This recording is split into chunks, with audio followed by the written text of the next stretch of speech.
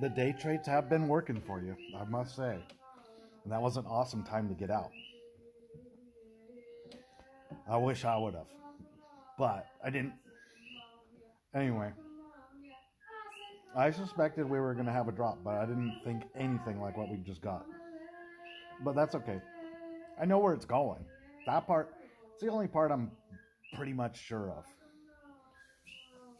Elliott wave theory works to some degree, but Fibonacci extensions, they're right 99% of the time. They can fly past them, but you won't see there's no such, let's put it this way. When you got everything goes to the 4236 minimum. Everything. At least everything that has intrinsic value. This is why I don't invest in coins that I don't believe in. Because there will be a lot of coins that go to zero. None of our coins will, though. None of them.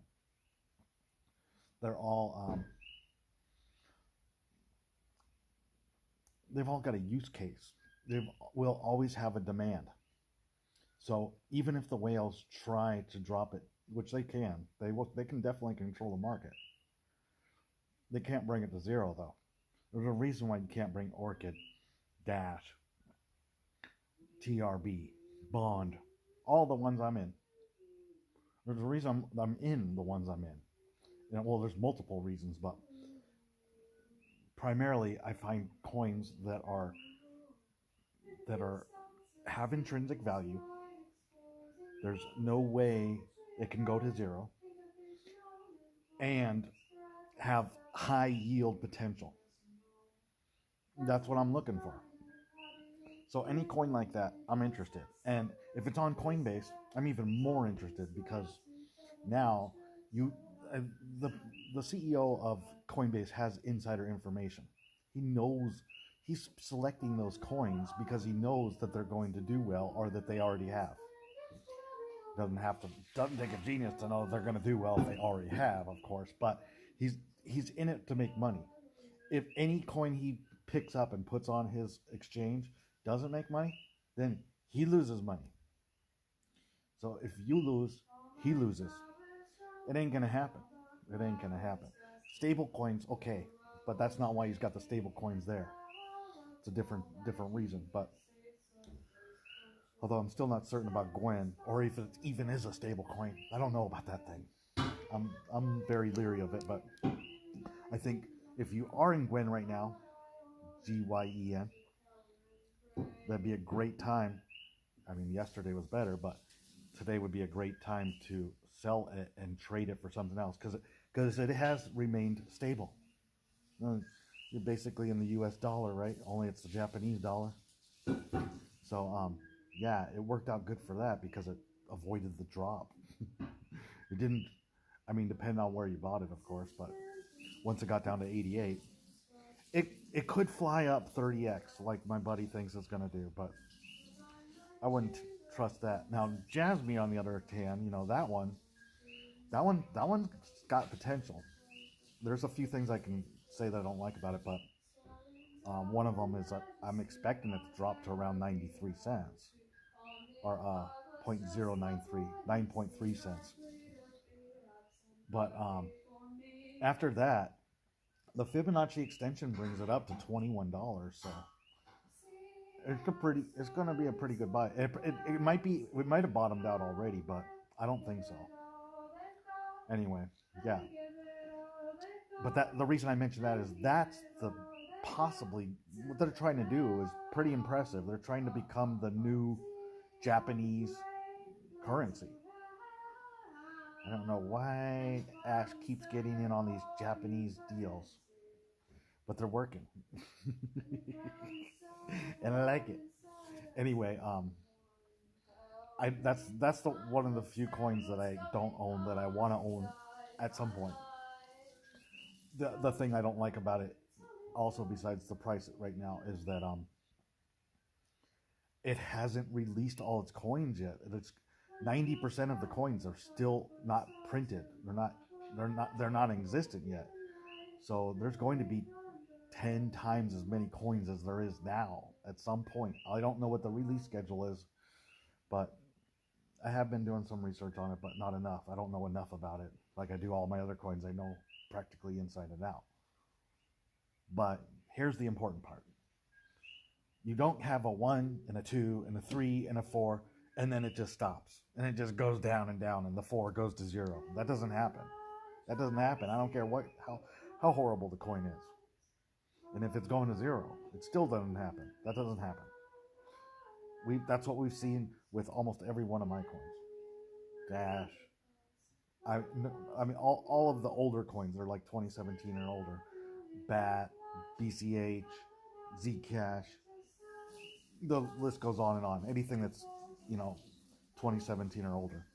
Those are on the 5th wave. Now, the other ones, some of them are more of a gamble. Like Farm, for example. We might not have seen the bottom. I think we have. It looks like we have. We've retraced enough to easily justify it. We were at $66 and it dropped down to, not $66, $17,000, and it dropped down. Well, depending on what exchange. On Coinbase it was $30,000, but on Uniswap it was $17,000, and it dropped down to $38. That's a pretty intense drop. You're not going to see another 90-something% drop after that. There's nothing left to drop, right? That's pretty solid evidence to make a case that Farm has seen bottom. Where some of the other ones I can't say that, but like alcmx, for example, it dropped pretty substantially, but not like that, so I can't, it still might have room for bottoming out. The newer coins are more of a gamble, but there's also a hell of a lot more reward potential as well, because they're at the beginning of their life cycle, so they have the entire 1 through 5 primary waves ahead of them. Probably, a typical coin goes through a 10 to 15 year cycle, so or could even be more, but anyway, the point being is through its full primary cycle before it basically either goes to 0 or bottoms out, with a 97% retracement after the 5th wave of the primary.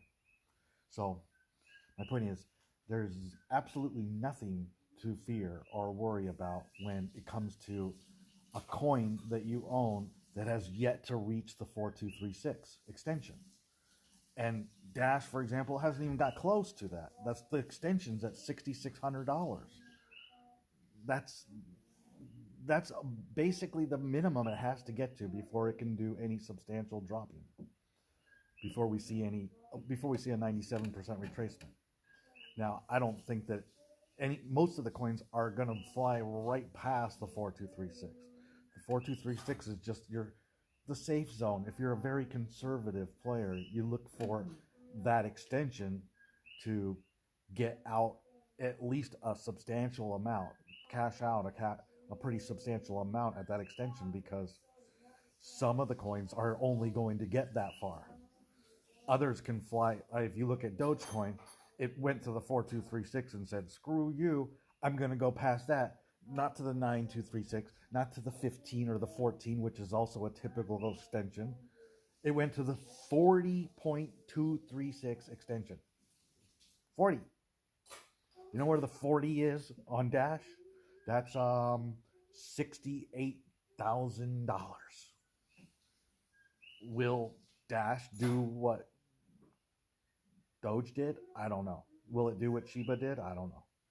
I'm not counting on it. I'm not expecting it to happen, but is it in the realm of possibility? Absolutely. It's certainly, I'd give it at least a 30% chance of happening, if not higher. Especially considering the intrinsic value and something that everyone's going to want. Why is intrinsic value so important? It's not just that you're worried about your coin going to 0. It's because it can't go to 0. It's the fundamental dynamics of supply and demand. It works with every commodity on Earth. I don't care what it is. If you're talking about corn, pork bellies, gasoline, it doesn't matter what it is. If someone has a use for it, then that adds value. Anyone, if basically something is worth what another person is willing to pay for, that's what it comes down to. So even if the whales decide to manipulate the market to the point where they're going to just try to devastate us, it won't matter because it can't go to zero as long as there's people willing to buy it. And stuff like Dash and other coins that I'm in and that you guys are in, there's always going to be a use case. People will want that coin because it adds value to, it's beneficial to them, right? It's like a nice car. There's always going to be use for it as long as it's running.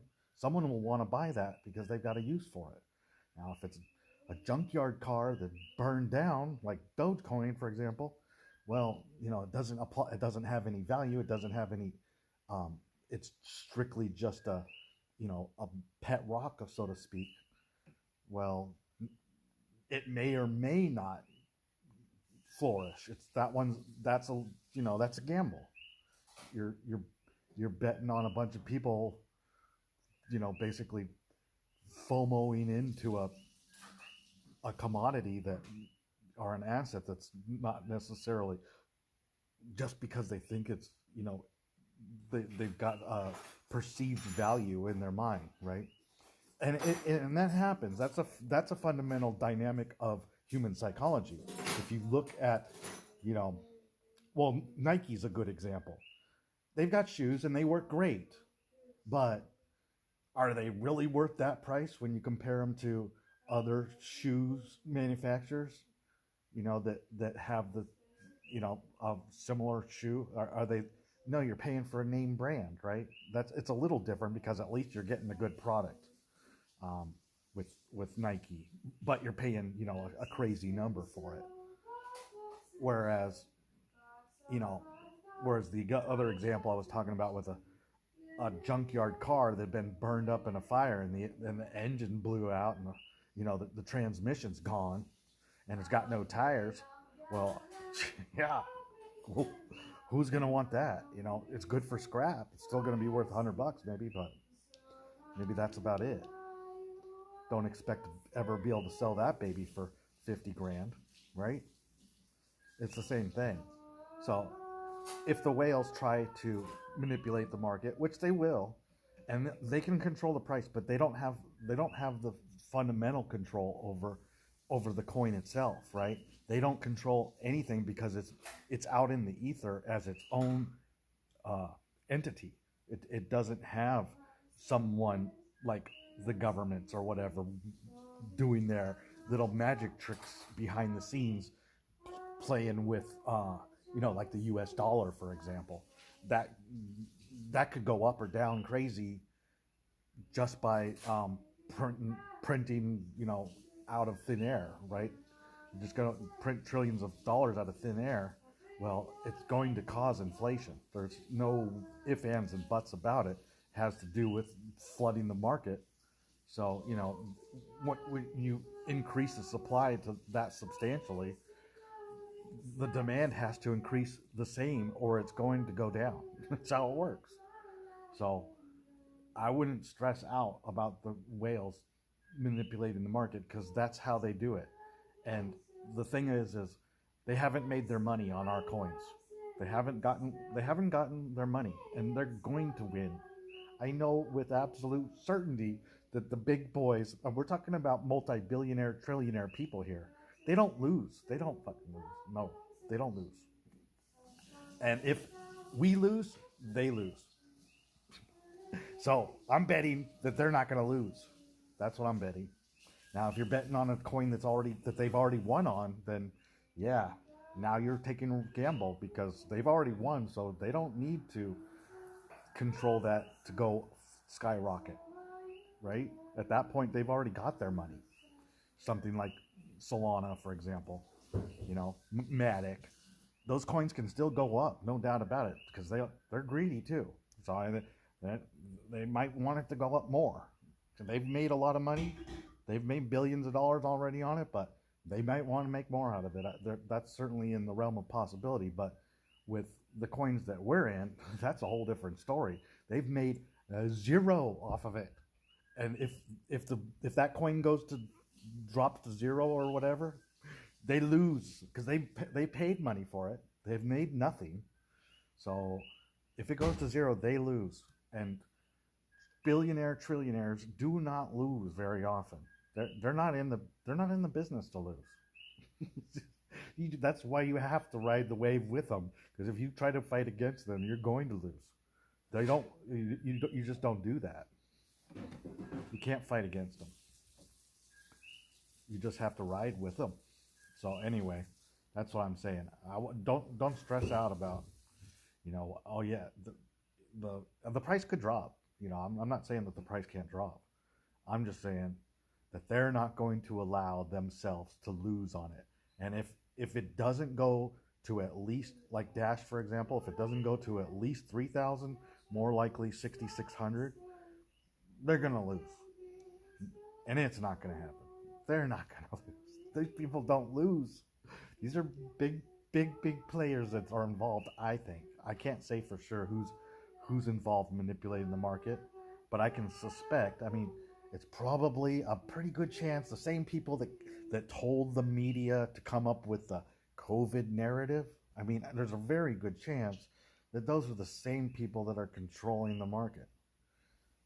And because they control a lot. They control the world's economy, right? So if you think that they're not in the crypto market and they're just in the stock market and they're just controlling the price of gasoline and all energy and all the food and all the stocks, but and the housing market, but they're not controlling the crypto market, it's kind of foolish to think that.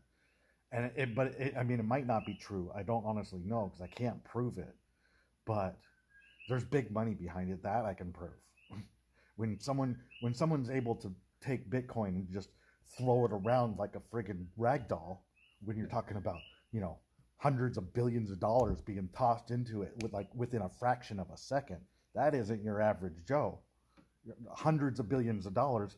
Bill Gates, the Amazon, Bezos, or Tesla, Elon Musk. Those people don't have that kind of money, right? So, but one person decided to push a button and bam, all of a sudden that thing's moving up by hundreds of billions of dollars. Yeah, that's someone very rich that's able to do something like that. So they're not going to lose. They're not going to lose. I assure you they're not going to lose. Not when you have full control of a market like that. Like I said, they can't bring it to zero. And here's the reason why. I told you the basics of why, but the reason is let's say you've got all that money, right? Which they do, or he does. I don't know how many people are involved, or I don't know everything about it. This is what I've figured out so far. Let's say you've got $1 trillion, right? And you're in something with like Dash that's only $1 billion, right? That's nothing. That's chump change. We're talking about pocket change right now.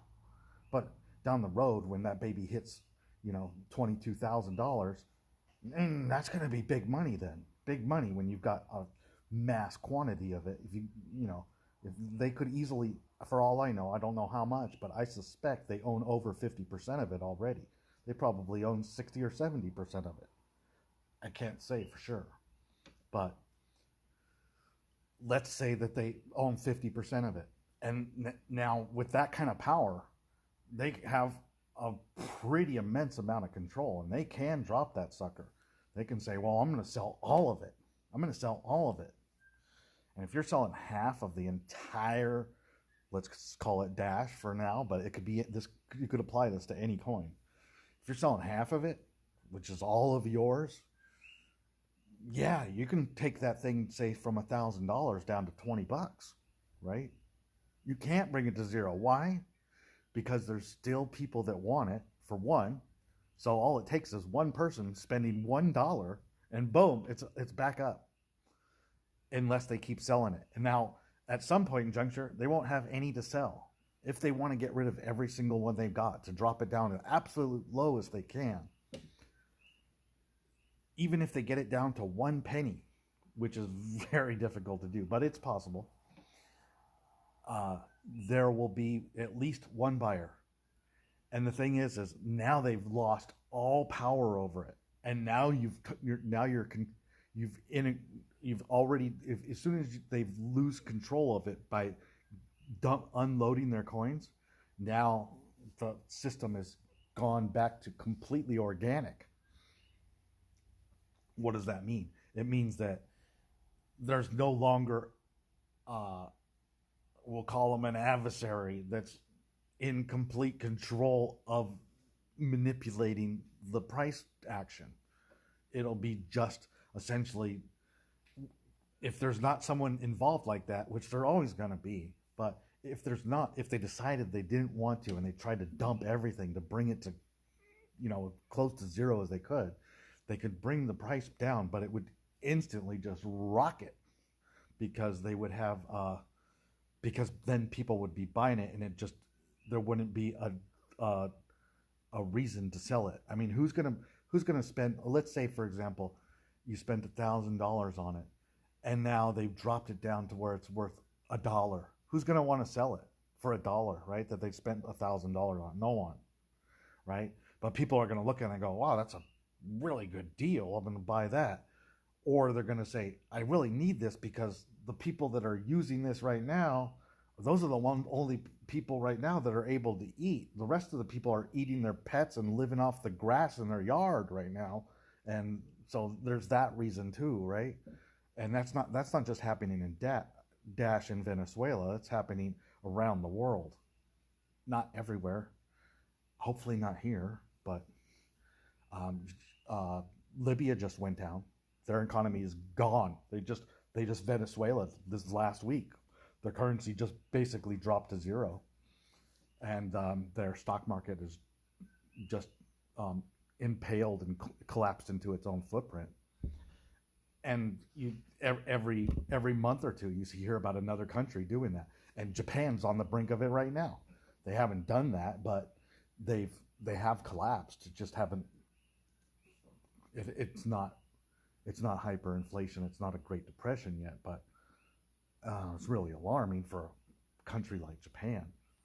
But look at Venezuela. I mean, they were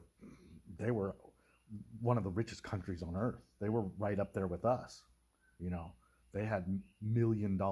Anyway, I don't want to get into that point of the thing, and that's not really what I'm trying to get at. All I'm saying is there's no real reason to stress about it, even though anything's a possibility when it comes to price action, and you're certainly susceptible to high degrees of variance and extreme volatility when it comes to crypto. That's just a given. But I'm counting a wave 2 of primary, or a sub wave 2 of wave 3 of primary 5 right now on Dash. What does that mean? That means get ready to ride the lightning, boys, because we are in for a freaking insane sled ride to the moon.